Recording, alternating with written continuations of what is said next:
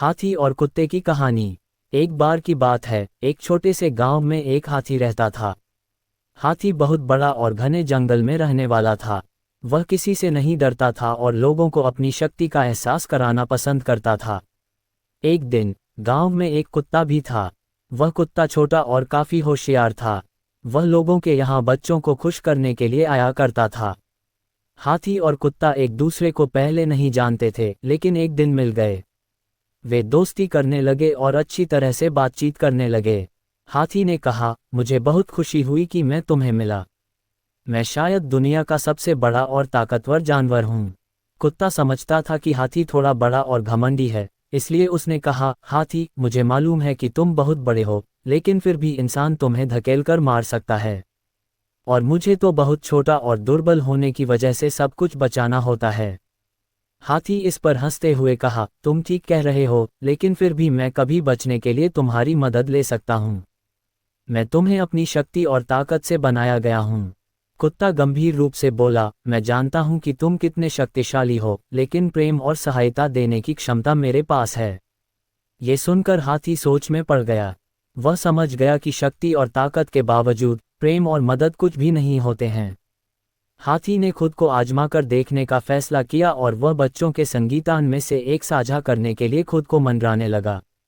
ये देखकर कुत्ता बहुत खुश हुआ और उसने कहा, हाथी, तुमने सबके दिल जीत लिए हैं। तुम्हारी हमारे गांव में बहुत ज़रूरत थी, जहां हमेशा खुशी और प्रेम की कमी महसूस होती थी। हाथी बहुत खुश हो गया क्योंकि उसने समझ लिया था कि हाथी और कुत्ता एक ही गुण रखते हैं, प्रेम और सहायता देने की क्षमता। ये बात हाथी के जीवन में एक महत्वपूर्ण सीख थी कि शक्ति और ताकत से भी बढ़कर प्रेम और सहायता का महत्व होता है।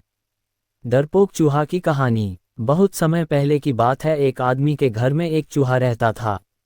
वह औरत के द्वारा बहुत परेशान किया जाता था और धीरे धीरे डरपोक हो गया।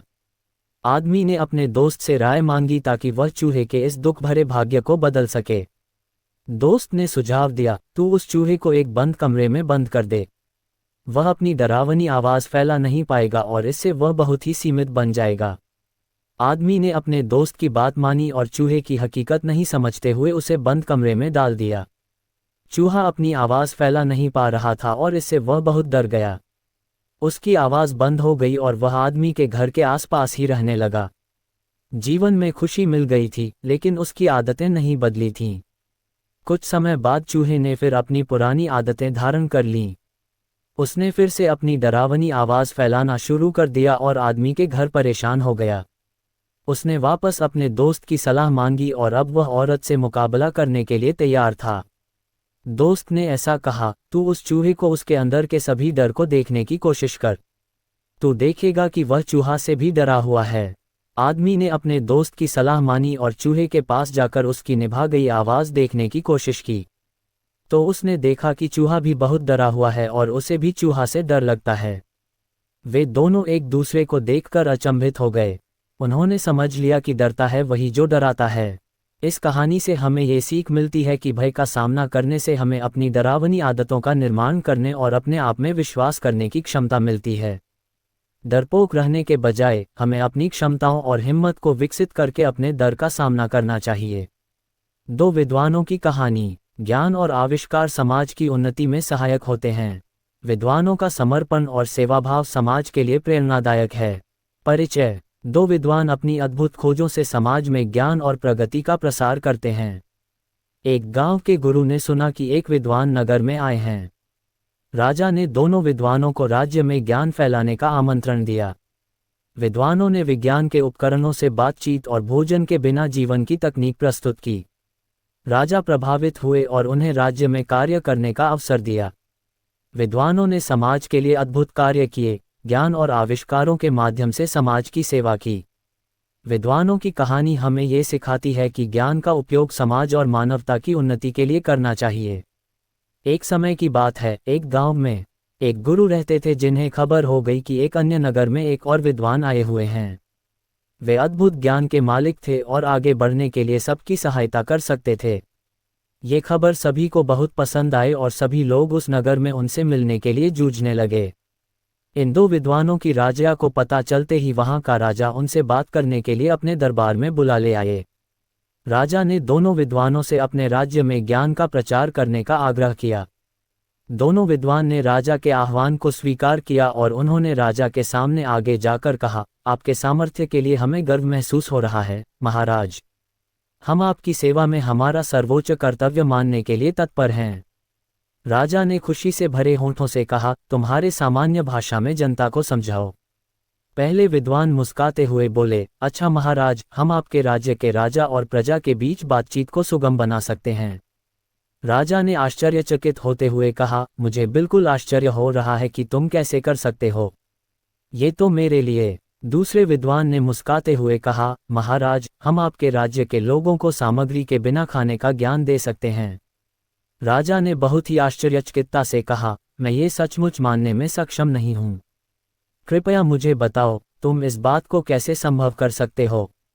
पहले विद्वान ने कहा, महाराज, हम विज्ञान का उपयोग करके एक ऐसा उपकरण बना सकते हैं जिससे हम राजा की मर्यादा के साथ बातचीत कर सकते हैं। यह उपकरण हमारे बहुत सारे प्रयोगों को सुलभ बना सकता है और आपके ग्रामीणों के बीच सामर्थ्य का निर्माण कर सकता है। दूसरे विद्वान ने कहा, महाराज, हम खाना खाने की जरूरत के बिना एक ऐसा प्रयोग बना सकते हैं जिससे खाने की जगह नहीं होती है। यह उपकरण आपके लोगों के लिए आरामदायक और स्वास्थ्यप्रद होगा। ये सब सुनकर राजा बहुत प्रभावित हो गए और उन्होंने दोनों विद्वानों का स्वागत किया और अपने राज्य में इन उपकरणों का प्रचार कार्य करने के लिए उन्हें सौभाग्य दिया। दोनों विद्वान ने राजा की प्रशंसा करते हुए उनकी सेवा में खुशीपूर्वक काम किया और सभी लोग उन्हें प्रमाणित करते थे। इस कहानी से हमें ये सिखाया जाता है कि समय के साथ ज्ञान विकसित हो रहा है और बहुत से अद्भुत आविष्कार हमारी मदद कर सकते हैं। दो विद्वानों के उदारता, समर्पण और सेवाभाव की मिसाल हमें ये बताती है कि हमें हमारे ज्ञान और कौशल को समाज की सेवा में लगाना चाहिए। जादुई जंगल, गणेश जी की रहस्यमयी यात्रा। गणेश जी की कहानी में आगे बढ़ते हुए गणेश जी और उनके वाहन मूषक की यात्रा उन्हें एक घने और रहस्यमयी जंगल में ले आए।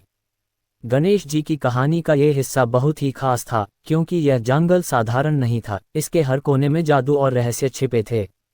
जैसे ही वे जंगल में प्रवेश करते हैं, उन्हें महसूस होता है कि यहाँ की वायु में एक विशेष प्रकार की सुगंध है जो मन को शांति और सुकून प्रदान करती है। जंगल के विशाल वृक्षों की शाखाएं मानो आकाश को छू रही थीं और उनकी छाया में अनेक अद्भुत जीव जंतु विचर रहे थे। गणेश जी की कहानी में गणेश जी ने देखा कि कुछ पक्षी मधुर संगीत में लीन हैं, मानो वे उनका स्वागत कर रहे हों। इन पक्षियों का संगीत कानों को सुकून देने वाला था और गणेश जी को इस जंगल की गहराई में खींच रहा था। गणेश जी की कहानी का ये हिस्सा तब और रोमांचक हो गया जब गणेश जी को एक प्राचीन महर्षि का आश्रम दिखाई दिया। महर्षि ध्यान में लीन थे और उनके चारों ओर ऊर्जा का एक अदृश्य आवरण प्रतीत हो रहा था। गणेश जी ने महर्षि के पास जाकर उन्हें प्रणाम किया। महर्षि ने अपनी आंखें खोली और मुस्कुराते हुए गणेश जी का स्वागत किया। महर्षि ने बताया कि यह जंगल केवल एक प्राकृतिक स्थान नहीं है, बल्कि यह एक आध्यात्मिक स्थल है जहां आत्मा को शांति और ज्ञान की प्राप्ति होती है। गणेश जी की कहानी में महर्षि ने गणेश जी को यह भी बताया कि इस जंगल में एक विशेष मार्ग है जो उस अद्भुत नगरी की ओर ले जाता है जिसका स्वप्न गणेश जी ने देखा था। लेकिन इस मार्ग पर चलने के लिए धैर्य, निष्ठा और सच्चे मन की आवश्यकता है। गणेश जी ने महर्षि के ज्ञान और निर्देशों को ध्यानपूर्वक सुना और उनसे आशीर्वाद प्राप्त किया। गणेश जी की कहानी में इस ज्ञान से सुसज्जित होकर गणेश जी और मूषक ने उस रहस्यमयी मार्ग की ओर कदम बढ़ाया। जैसे जैसे वे आगे बढ़ते गए, जंगल और भी रहस्यमयी होता गया, लेकिन गणेश जी की कहानी में गणेश जी का हृदय अब निडर और आत्मविश्वास से भरपूर था। गणेश जी की कहानी का यह अध्याय हमें सिखाता है कि आत्मज्ञान और सच्चाई की खोज में धैर्य और निष्ठा अनिवार्य है। ये जादुई जंगल केवल एक स्थान नहीं था, बल्कि यह एक प्रतीक था उस आंतरिक यात्रा का जो हर व्यक्ति को अपने भीतर करनी होती है। इस प्रकार गणेश जी की कहानी में गणेश जी ने अपनी यात्रा जारी रखी, नए अनुभवों और ज्ञान की प्राप्ति की ओर अग्रसर होते हुए। गणेश जी की कहानी इस बात का उदाहरण है कि सही मार्गदर्शन और संकल्प के साथ किसी भी यात्रा को सफलतापूर्वक पूरा किया जा सकता है।